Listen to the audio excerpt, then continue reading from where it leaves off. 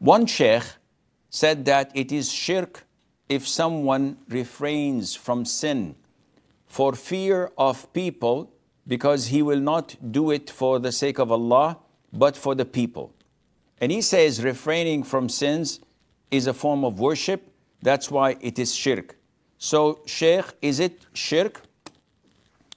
This is a very sensitive issue because a lot of the Muslims have problems with OCD, with thoughts that are intrusive and destroying their lives due to these intrusive thoughts.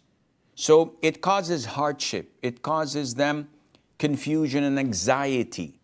And if you don't tackle this tactfully and smartly, you would fall into the traps of shaitan. So how to tackle it and how to deal with it? First of all, with knowledge. If you have proper knowledge, this would build a very high firewall that neither shaitan can penetrate or climb over. So you have to acquire knowledge about your aqidah, about your religion, so that you can have the necessary tools to fight Satan. And when we talk about knowledge, we talk about the knowledge of aqidah, of the Quran, and of the Sunnah. The Prophet said, alayhi salatu wasalam, whenever a servant of Allah attempts to do a sin and he does not do it, Allah orders the angels to write it into one hasana, one good deed, because he left it for my sake. So if you left a sin for the sake of Allah Azza wa Jal, you are rewarded. Now this is not the question.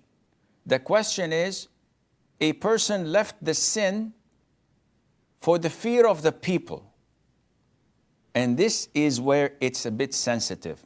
When we say for the fear of the people, is he showing them off that, yeah, I don't drink alcohol.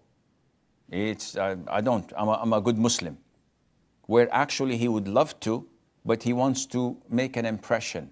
He wants to impress people. He wants them to praise him and look up to him.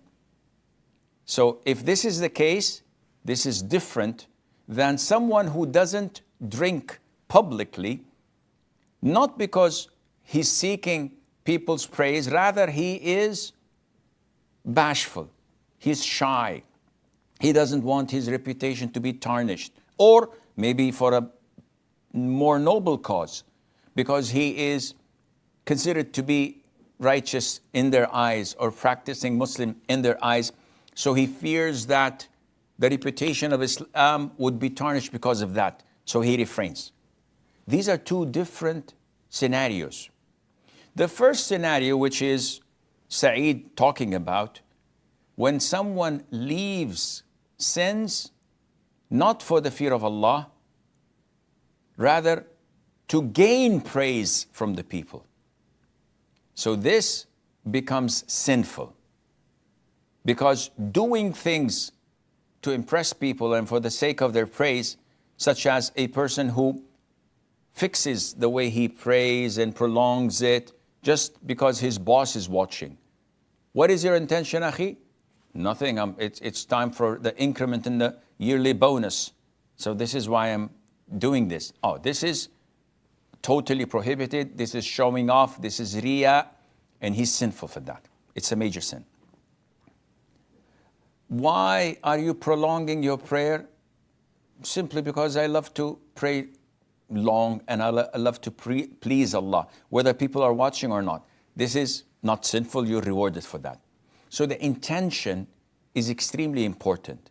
In this first scenario, he is refraining from haram, from sin, simply to get credit and the praise of the people. And this usually is not done by any individual. This is usually done by a full-fledged hypocrite. Not alone, he's not sinful only, he is maybe exiting the fold of Islam, because no one leaves sins to gain praise of people, while inside, if there's no one, I'm gonna take a glass or two, because I don't care if Allah is watching. No, this is a kafir. But this is very rare.